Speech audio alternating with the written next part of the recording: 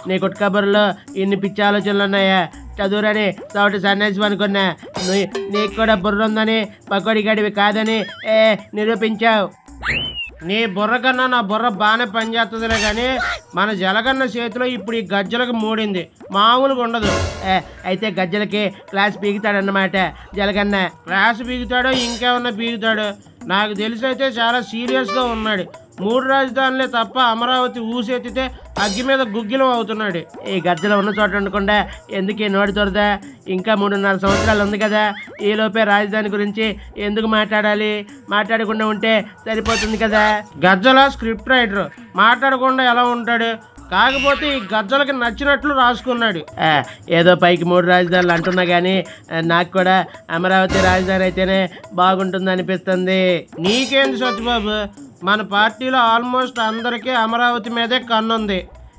నువ్వు కన్ను అంటే నాకు డౌట్ కొడుతుంది కొట్టుక. ఇంకెందుకు లేటు? ఏంటో డౌట్? మన గజ్జల పిత్రే జలగన్నకి తెలియకుండా అమరావతిలో ఏమన్నా భూములు కొనుంటాడేమోనని అనుమానంగా ఉన్నది. నిజమేనయ్యా పుల్లారావు, సారీ సత్యబాబు, అలాగే అనిపిస్తుంది.